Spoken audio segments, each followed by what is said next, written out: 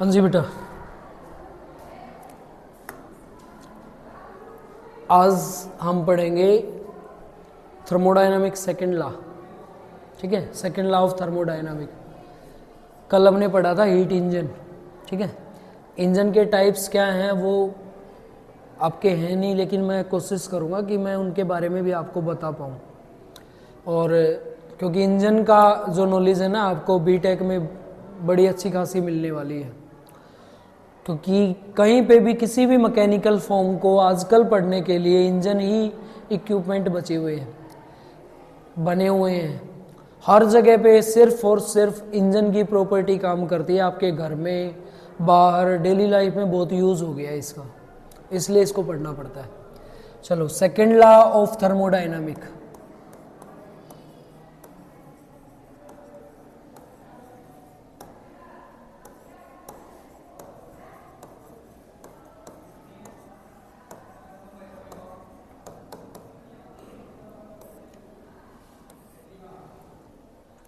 Second law of thermodynamic क्या है? Second law of thermodynamic है ना, ऑब्जर्वेशन थी दो अलग अलग साइंटिस्ट की, जिसमें हम दो स्टेटमेंट को स्टडी करने वाले हैं और उन स्टेटमेंट की ही एप्लीकेशन हमने पढ़ ली है। एक की एप्लीकेशन हम पढ़ चुके हैं, एक एप्लीकेशन हम पढ़ने वाले हैं। आज हमें ये पता चलेगा कि नेचर किस तरह से गैसेस को ट्रीट करता है और हम किस तरीके से उनके अपोजिट काम करने की कोशिश करते हैं।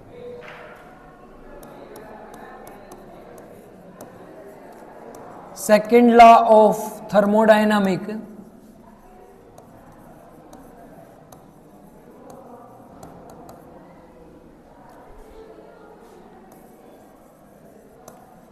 Depend to statement.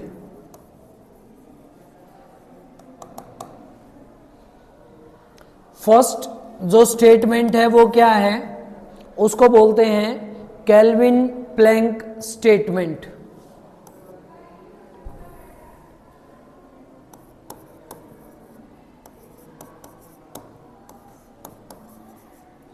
Kelvin Planck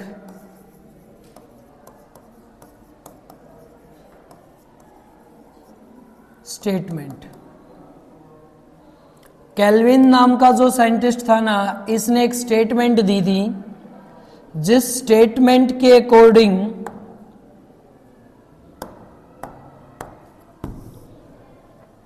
impossible है कोई भी ऐसा इंजन सेटअप करना जिसमें हीट का लॉस हो ही ना।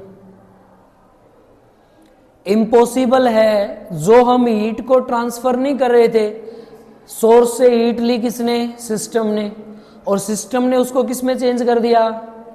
लेकिन कुछ हीट कहां चली गई थी?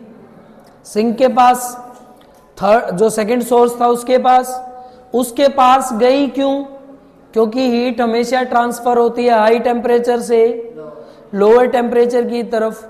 ऐसा क्या पॉसिबल है कि हम उस पूरी हीट का मैकेनिज्म वर्क डन में चेंज कर दें? उस स्टेटमेंट को इसने वेरीफाई किया था और इसने बोला था कि इम्पॉसिबल है कोई भी ऐसा स्ट्रक्चर बनाना जो पूरी हीट को एब्जॉर्ब करके किसमें चेंज कर दे? मैकेनिकल फॉर्म में चेंज कर दे। ठीक है, तो इसके अकॉर्डिंग क्या था? According to Kelvin statement,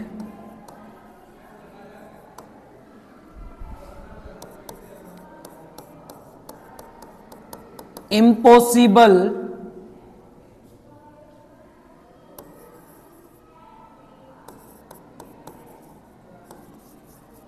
construct a system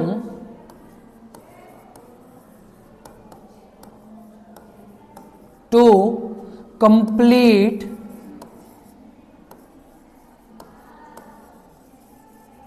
change heat into work done. Causes क्यों नहीं कर सकता? बिकॉज हीट मूव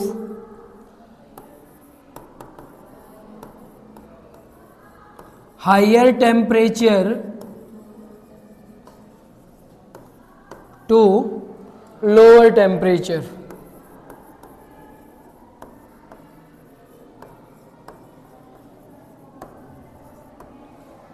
ठीक है, इस वजह से नहीं कर सकता, हमेशा हीट का मैकेनिज्म किस तरफ मूव करता है, हाई टेम्परेचर से लो टेम्परेचर की तरफ। ठीक है बेटा जी, पहली स्टेटमेंट थी केल्विन की।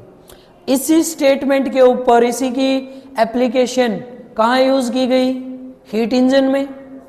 इसी की तो थी एप्लीकेशन, ध्यान से पढ़ो तो वही स्टेटमेंट नहीं बन गई।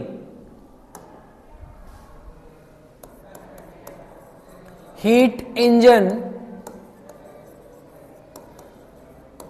is a application of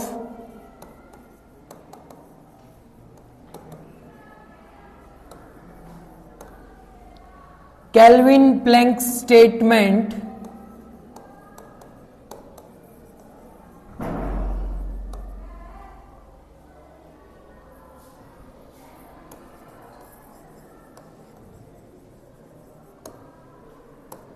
in which क्या काम किया था इसमें, system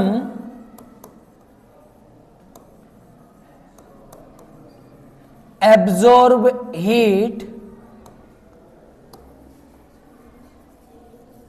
change into mechanical heat but some loss of heat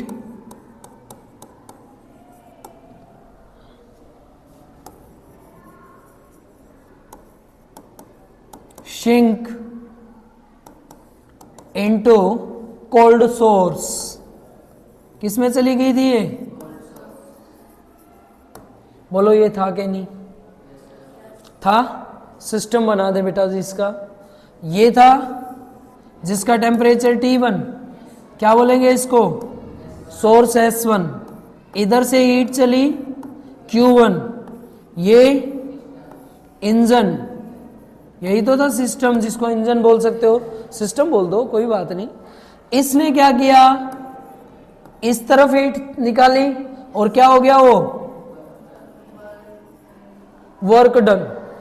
इधर से कुछ हीट निकल के कहां चली गई थी, बाहर चली गई थी। बाहर किसमें, S2 सोर्स के अंदर, जिसको हमने क्या नाम दिया था, सिंक हीट। क्या नाम, कितनी थी वो, Q2। तो देखना एक बार, Q1 हीट है जो किसके बराबर है, is equal to W plus,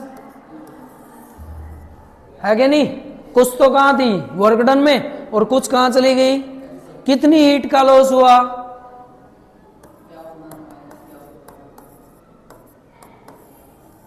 निकल जाएगी, निकल जाएगी ना। ये रहता है बेटा जी आपका पहली स्टेटमेंट, जिसके अकॉर्डिंग हमने ये पढ़ा था। ठीक है, इसका मेन ये मानना था कि कोई भी काम जो होगा ना, आप कैसा भी डिवाइस बना लो, कुछ भी बना लो, हमेशा जो भी हीट है ना, लॉस है, वो होके ही रहेगा। अगर एफिशिएंसी 100% हो जाए ना, तो अपने आप आपको बेटर रिजल्ट मिलना शुरू हो जाएगा। मान लीजिए बाइक है, बाइक में हमने फ्यूल डाला, फ्यूल से वो एनर्जी को चेंज कर रहा है, चल रही है, वो एक एवरेज देती है। उसने एवरेज दी आपको 50 किलोमीटर पर आवर, एक घंटे में 50 किलोमीटर पर आवर की स्पीड दे रहा है। कब, जब 1 लीटर तेल आप यूज कर रहे हो, 1 लीटर, और इस 1 लीटर में वो कितना चलता है, 50 किलोमीटर चलता है। ठीक है, तो इंजन की अपनी एफिशिएंसी है, इंजन की एफिशिएंसी है बेटा जी 1/2, यानी कि 100% फ्यूल से मिलनी कितनी चाहिए थी इसको, एवरेज 100 किलोमीटर पर आवर। 100% से तो 100 किलोमीटर पर आवर मिलनी चाहिए थी, लेकिन ये उसकी कितनी एफिशिएंसी दे रहा है, हाफ दे रहा है। तो ये एक हमारे पास लॉस होता है। इस लॉस को हम जो पढ़ते हैं वो केल्विन स्टेटमेंट के अकॉर्डिंग पढ़ते हैं। अगर आपकी बाइक की एफिशिएंसी 100% हो जाए ना, जितना फ्यूल डाला उतनी ही एनर्जी मिले, अगर उससे ना कोई धुआं निकले, ना कोई उससे हीट निकले, बाहर कुछ ना निकले, तो आपकी बाइक जितनी चलती है उसकी डबल एवरेज देगी। लेकिन ऐसा पॉसिबल नहीं है। किसने बताया ये? Kelvin Planck statement. बताएं, पहली स्टेटमेंट क्लियर है? चले बेटा जी, दूसरी स्टेटमेंट, सेकंड स्टेटमेंट थी, वो थी सेल्सियस स्टेटमेंट। केल्विन ने और सेल्सियस ने दो अलग अलग स्टेटमेंट दी थी, ठीक है। उसकी स्टेटमेंट में ये था कि हीट का ट्रांसफर करवाना है लोअर टेम्परेचर से हायर टेम्परेचर में। क्या पॉसिबल है?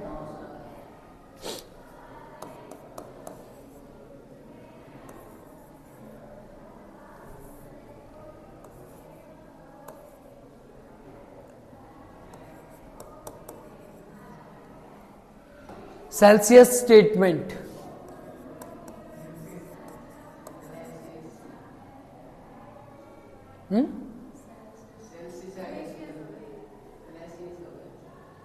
क्लेसियस नहीं बोलते इसको, सेल्सियस ही बोलते हैं, ठीक है। इसको सेल्सियस स्टेटमेंट बोलेंगे। क्लेस नहीं करवाना किसी के घर। प्रोनाउंसिएशन में आप वर्डिंग को एडजस्ट कर सकते हो, आपको जिस तरीके से बोले। क्लेसियस बोलते चले, ठीक है। क्लेसियस स्टेटमेंट इसको बोलते हैं, ठीक है। हम इसको सेल्सियस स्टेटमेंट बोल देते हैं। चले, ये स्टेटमेंट जो थी, स्टेटमेंट के अकॉर्डिंग टेम्परेचर को लोअर से हायर की तरफ मूव करवाना है, ठीक है। तो ये स्टेटमेंट इसने क्या बोला कि ये पॉसिबल नहीं है, इम्पॉसिबल है किसी भी टेम्परेचर को लोअर टेम्परेचर से हायर टेम्परेचर पे। रीजन क्या है? नेचर है भाई, ये तो कभी भी कोई भी एनर्जी का ट्रांसफर लोअर से हायर पे हो ही नहीं सकता है विदाउट किसी भी सिस्टम के, बिना किसी भी सिस्टम के। हाँ, आउटर सिस्टम लगा के, कोई भी एक्सटर्नल सिस्टम लगा के इसको हम चेंज कर सकते हैं, ठीक है। तो ये कहता है impossible to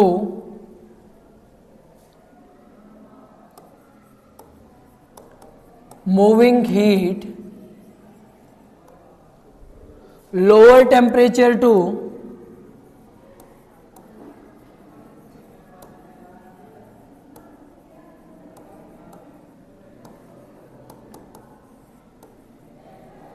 higher temperature,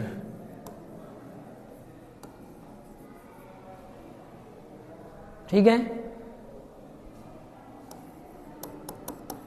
without any help of system engine।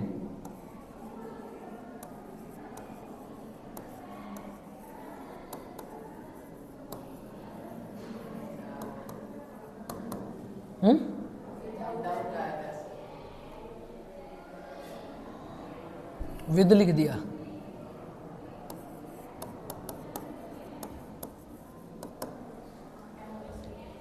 ठीक है।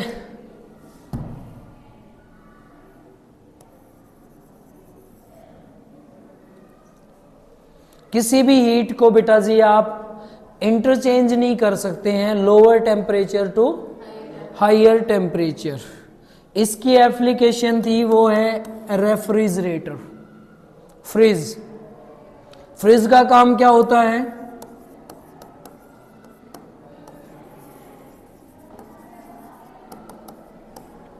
बोले रेफ्रिजरेटर क्या काम करता है? चीजों को खराब करता है। तो चले रेफ्रिजरेटर का मैकेनिज्म समझे पहले, कैसे काम करता है। रेफ्रिजरेटर काम करता है किन्हीं भी रखे हुए ऑब्जेक्ट की हीट को बाहर निकालने के लिए, ठीक है। हीट बाहर निकलेगी तो ऑब्जेक्ट की हीट जब बाहर निकलेगी तो अपने आप उसका टेम्परेचर क्या होना स्टार्ट हो जाएगा? कम होना स्टार्ट हो जाएगा। इस मैकेनिज्म में क्या होता है, कोल्ड जो हीट है वो किसके अंदर जा रही है? बॉडी के अंदर जा रही है, ट्रांसफर हो रही है। और कोल्ड अगर हॉट में के अंदर ट्रांसफर होगी तो इस मैकेनिज्म को हम पढ़ते हैं जो कैल्सियस स्टेट पढ़ रहे हैं हम, इस स्टेट के अकॉर्डिंग। लेकिन इस स्टेट में तो ये इम्पॉसिबल है। इसको पॉसिबल बनाने के लिए फ्रिज में क्या लगा रहता है? कंप्रेसर लगा रहता है, ठीक है। तो रेफ्रिजरेटर इसकी एप्लीकेशन है, जिस एप्लीकेशन में हम हीट को ट्रांसफर करते हैं lower to higher with the help of compressor. आपसे ये पूछेगा कि रेफ्रिजरेटर फिर कैसे काम करता है अगर हीट लो से हाई पे ट्रांसफर नहीं कर सकती तो, क्योंकि उसमें तो हीट क्या है, बॉडी के अंदर लो जाएगी तभी तो उसकी हीट बाहर आएगी। तो लो से हाई की तरफ जा रही है, तो जब लो हीट हाई की हीट की तरफ जाती है उसको ले जाने के लिए सिस्टम बनाया जाता है जिसको बोलते हैं कंप्रेसर। ठीक है बेटा जी। तो कंप्रेसर रेफ्रिजरेटर का वो सिस्टम है जो इसको करवाने में काम करेगा पॉसिबल कंडीशन में। ठीक है। तो यहां पे heat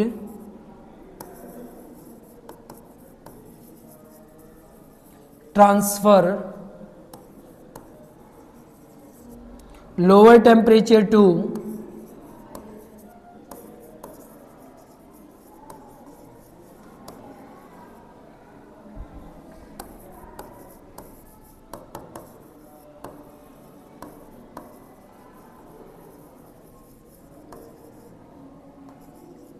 with the help of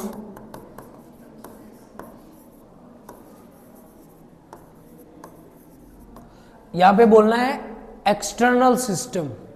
ठीक है। With the help of external system, नाम दे दें अब इसका कंप्रेसर। ठीक है। इसके बेस पे काम करता है रेफ्रिजरेटर। रेफ्रिजरेटर का डायग्राम बनाएं तो चलो इधर ही बना देते हैं।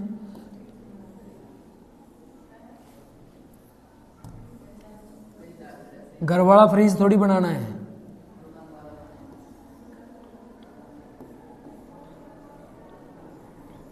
ठीक है। ये क्या था हमारा, ये क्या था, इसमें टेम्परेचर कैसा था, इसमें कैसा था, हीट का ट्रांसफर कहां से कहां होगा, अब कोल्ड से सिस्टम में जाएगा, सिस्टम हेल्प करेगा इसको वहां ले जाने के लिए जहां पे टेम्परेचर कैसा है। तो यहां पे Q1 आ रहा है, Q1 आया, यहां पे क्या हुआ, वर्क डन, और इधर जाके क्या टेम्परेचर गया, Q2। तो यहां पे कंडीशन Q2 किसके इक्वल हो गया, Q प्लस में W के इक्वल नहीं हो गया, तो उल्टी रिएक्शन नहीं होगी ये। यहाँ पे तो टोटल हीट वर्क डन के बाद आई है, और इसकी वैल्यू अगर निकालें Q1 की, तो Q1 की वैल्यू क्या हो जाएगी, Q2 माइनस में W, और W इज इक्वल टू किसके बराबर था, Q1 के, तो उल्टी रिएक्शन बन जाएगी। ठीक है। ये आपने ध्यान रखना है। कोल्ड से सिस्टम हेल्प करेगा इसको। सिस्टम क्यों लगाया, क्योंकि इसकी स्टेटमेंट के अकॉर्डिंग पॉसिबल ही नहीं है कि हीट कहां से कहां मूव करे, लोअर से हायर टेम्परेचर पे मूव करे। ये दो स्टेटमेंट की वेरिफिकेशन अगर हो जाती है उसको बोलते हैं थर्मोडायनामिक सेकंड लॉ। ठीक है। तो ये दो स्टेटमेंट आपने पढ़नी है। ये कहता है इन दोनों स्टेटमेंट में एनर्जी इक्विवेलेंस है। केल्विन की एनर्जी थी ना जो, और जो क्या बोलते हैं क्लेसियस की जो एनर्जी स्टेटमेंट इक्वेशन है, वो दोनों इक्विवेलेंस है। ठीक है। उनको एक डायग्राम से अलग अलग हमने स्टडी करना है, पॉसिबल को इम्पॉसिबल करके यूज करना है, करके देखना है क्या ऐसा हो सकता है। ठीक है। चलो यहां तक बताएं, पहले क्लियर है।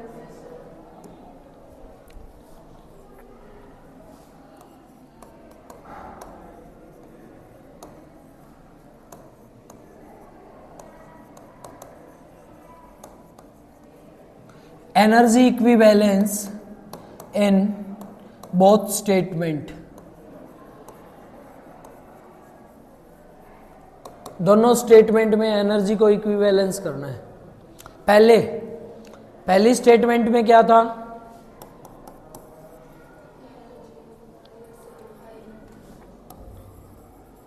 सम loss of energy to change by system. ठीक है। ये था पहली तो स्टेटमेंट यही थी। सपोज थोड़ा चेंज कर रहे हैं। Suppose no loss of heat, बिल्कुल हीट का लॉस नहीं हो रहा है, ठीक है। Suppose no loss of heat to interchange by system to work done, energy is, निकाल ले बेटा जी। पहले बनाए इसके लिए डायग्राम, डायग्राम के लिए हमें डायग्राम चाहिएगा।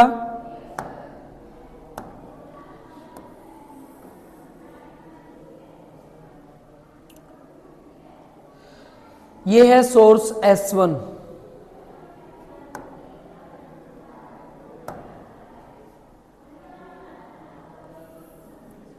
ये है सिस्टम, ठीक है। पहले इनकी कैलकुलेशन समझें दोनों की। मान लीजिए सोर्स है हमारे पास, और सोर्स भी कैसा है ये, जिसका टेम्परेचर कितना है, यहां से हीट किसके पास जाएगी, सिस्टम के पास। क्या नाम लिखेंगे इसको, Q1 क्या है, इस तरफ लिख रहा हूं, एब्जॉर्ब हीट। इतना क्लियर है। सिस्टम के पास जाएगा तो सिस्टम उसका क्या कर देगा, वर्क डन करेगा।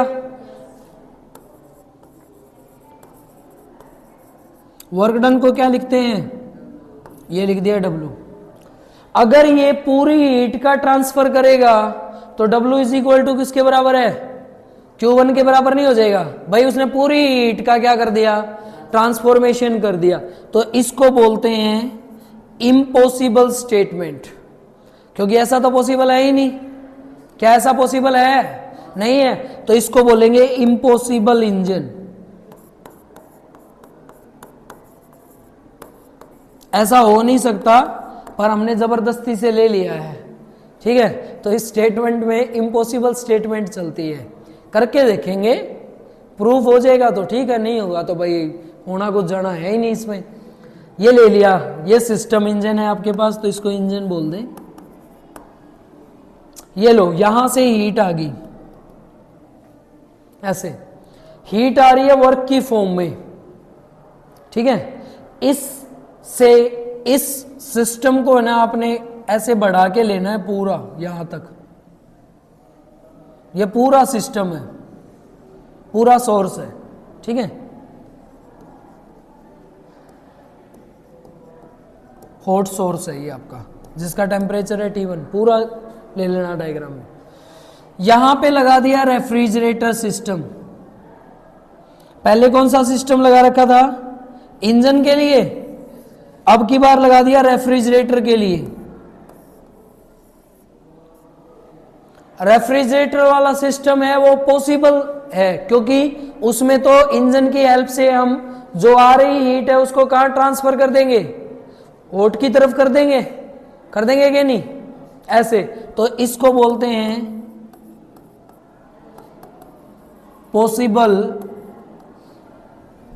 Refrigerator, possible engine, possible system. Refrigerator मैं इसलिए लिख रहा था ताकि आपको यूं ध्यान रहे कि ये हीट को ट्रांसफर कैसे कर रहा है।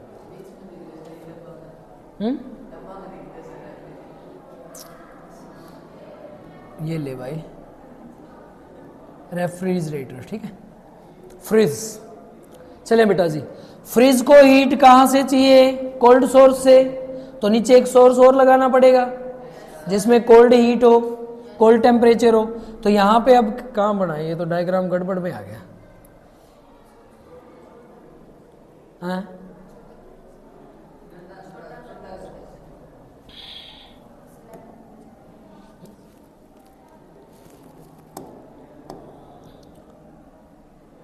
शेप चलेगी,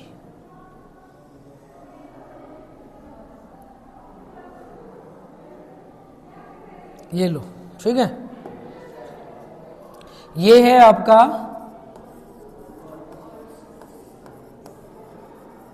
सोर्स।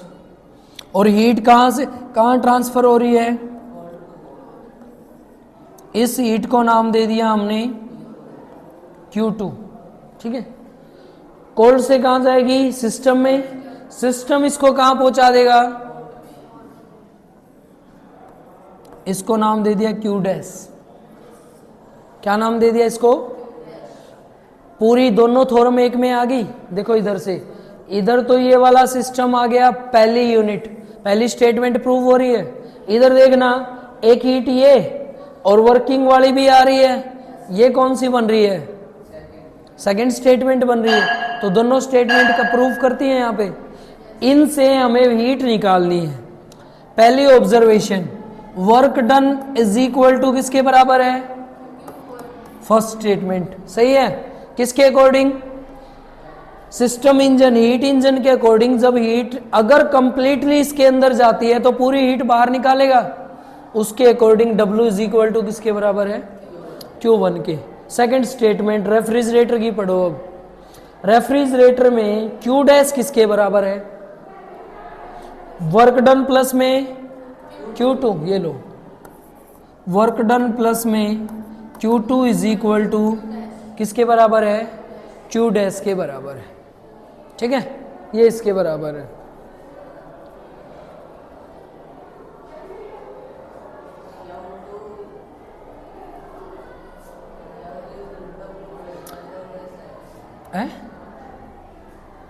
क्या?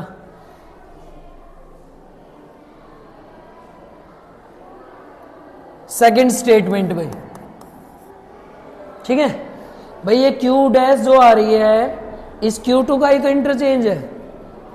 सिस्टम ने अपने पास से भी हीट ऐड कर दी, उन्हीं से तो बाहर निकल के तभी तो बाहर गई है, क्योंकि अलग सिस्टम इस पे लगाना पड़ा। तो ये सिस्टम आता है आपका पॉसिबल सिस्टम के लिए। अब Q1 हीट किसके बराबर होगी? Q1, W की जगह क्या पुट कर सकते हैं? Q1 पुट कर देंगे तो Q dash is equal to, ये Q डैश है, sorry, Q dash is equal to किसके बराबर हो जाएगी?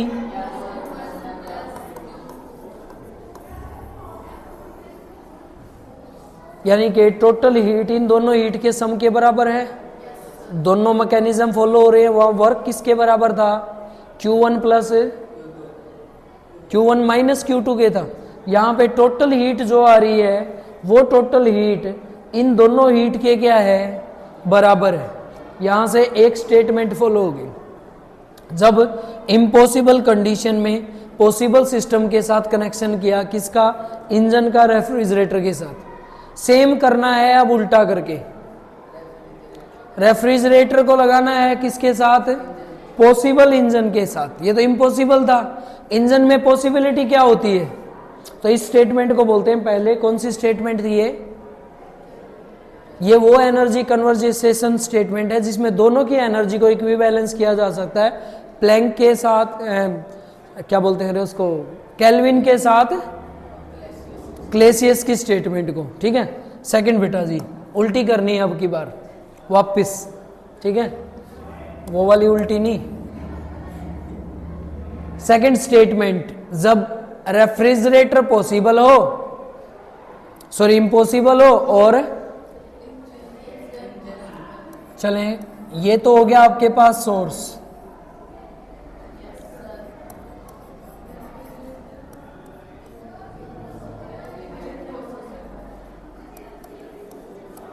ज्यादा टेम्परेचर वाला सोर्स, ज्यादा टेम्परेचर वाले सोर्स से हीट आ रही है Q1 किसके पास? इंजन के पास।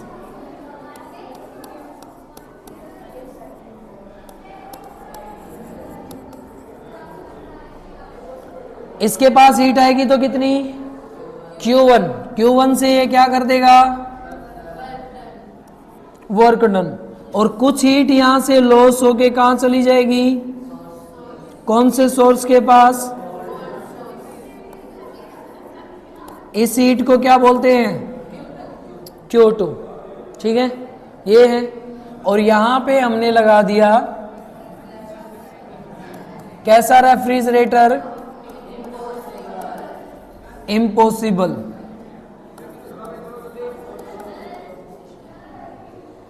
ठीक है, यहाँ पे पॉसिबल सिस्टम लगा था, वहां पे इम्पॉसिबल कंडीशन है ये इंजन के लिए और ये रेफ्रिजरेटर के लिए। रेफ्रिजरेटर में अब की बार जो कोल्ड सोर्स है उससे हीट उठाएगा, पर सिस्टम की हीट इसके पास नहीं जाएगी। इसने वर्क डन कर लिया अपना यहां तक। इसके पास इस पूरे सिस्टम, इसका जो कोल्ड सोर्स जिसका टेम्परेचर T1 है उससे हीट जाएगी। यहां से हीट गई कौन सी, Q2, क्योंकि यहां पे हीट कौन सी आई थी, Q2, तो इसकी हीट हमने मान ली Q2। और इसके पास जब हीट जाएगी तो भी कौन सी जाएगी, क्योंकि चेंज हो ही नहीं रही है, बाहर का कोई सिस्टम लगा ही नहीं हुआ है। स्टेटमेंट आ गई दोनों। पहले निकाल ले हम इसका वर्क डन। अगर मैं इसकी हीट निकालूं कौन सी, Q1, तो Q1 हीट किसके बराबर है, ये लो, Q1 इज इक्वल टू, इस Q से ही तो दोनों टूटी हैं, W प्लस Q2। ठीक है, ये स्टेटमेंट रहती है। वर्क डन अगर निकालूं तो W इज इक्वल टू किसके बराबर आ गया, Q1 माइनस Q2। अब इधर आए, कौन सी हीट ट्रांसफर हो रही है, Q2, ये रिएक्शन में जा रही है, और यहां से ट्रांसफर भी कौन सी हीट का हो रहा है, Q2 का, तो Q2 को रिप्लेस करेंगे तो भी क्या आएगा, Q2 ही आएगी। तो एक सेम रिएक्शन रहेगी ना वर्क डन की। वर्क पॉसिबिलिटी में अगर हम पीछे वाले का वर्क डन निकालें, यहां पे अगर मैं इसका वर्क डन निकालूं तो Q डैश था, ये फाइनल हीट थी, वो किसके बराबर आई थी, Q1 प्लस Q2। यहां से अगर मैं वर्क डन निकालता तो ये Q2 उधर जाके क्या हो जाती, माइनस की ही तो होती। यहां पे भी वर्क डन किसका आ रहा था, माइनस Q1 माइनस Q2, और वहां पे भी वर्क डन क्या आ रहा है, Q1 माइनस, सेम पॉसिबिलिटी आ रही है। दोनों कंडीशन में चाहे पॉसिबल करके चेंज करें या इम्पॉसिबल किसी भी सिस्टम को चेंज करके करें, हर कंडीशन में दोनों की एनर्जी का क्या रहना है, सेम कन्वर्सेशन रहना है। ऐसा पॉसिबल हालांकि है नहीं कि हम कोल्ड से हॉट की तरफ जाएं, हॉट से कोल्ड की तरफ जाएं, तो दोनों कंडीशन में एनर्जी सेम रहे। ठीक है, पर इसकी स्टेटमेंट के अकॉर्डिंग ऐसे प्रूव किया जाता है। ठीक है, तो ये है बेटा जी आपका रेफ्रिजरेटर और हीट इंजन। ठीक है, ये है। अच्छा भाई, इनकी कमियां क्या हैं और इनका यूज़ क्या है। जैसे इंजन के बारे में तो हम पढ़ चुके हैं। इंजन दो तरीके के होते हैं। इंजन आपका रहता है एक इंटरनल कंबशन इंजन और एक्सटर्नल कंबशन इंजन। इंजन होते हैं दो टाइप के, इंटरनल कंबशन और एक्सटर्नल कंबशन। इंटरनल कंबशन में क्या होता है, ये सिर्फ समझना है। जैसे मान लीजिए ये एक लाइनर होता है और इस लाइनर के अंदर है ना एक पिस्टन मूव करता है। जो पिस्टन इस सिलेंडर के एरिया को चेंज करेगा। देखो, ये पिस्टन अगर नीचे की तरफ आए, नीचे की तरफ मूव करेगा तो इसकी वॉल्यूम क्या हो जाएगी, डिक्रीज हो जाएगी। अगर इसकी वॉल्यूम डिक्रीज होगी तो इसमें प्रेजेंट प्रेशर क्या होगा, इंक्रीज नहीं होगा। किस स्टेटमेंट से, P का V के साथ रिलेशन, प्रेशर के बढ़ने से वॉल्यूम, वॉल्यूम के डिक्रीज होने से प्रेशर। जब ये नीचे आएगा ना तो इसके नीचे आने से यहाँ पे प्रेशर इतना ज़्यादा बढ़ जाता है, अप्रोक्स 300 डिग्री सेल्सियस से चेंज होके 600 डिग्री सेल्सियस हो जाता है। और 6000 डिग्री पे यहाँ पे एक पाइप लगी रहती है जिसको बोलते हैं फ्यूल पंप, फ्यूल पाइप। इस फ्यूल पाइप से एक हल्का सा ड्रॉप आके यहां गिरेगा और इतने टेम्परेचर में अगर ये ड्रॉप आके गिरेगा तो यहां आग नहीं लग जाएगी। इस सिलेंडर के अंदर आग लग जाती है। आग लगेगी तो उस फायर से यहां पे क्या बनेगी, इस हीट को हम एक पाइप की तरह बाहर निकालेंगे पाइप से, और इस हीट का हम यूज करते हैं इंजन को काम करने के लिए। वही इसी हीट को किस में चेंज कर लेगा, मैकेनिकल फॉर्म में, इलेक्ट्रिसिटी में, या किसी भी फॉर्म में काम कर गया ना। इस इंजन को बोलते हैं इंटरनल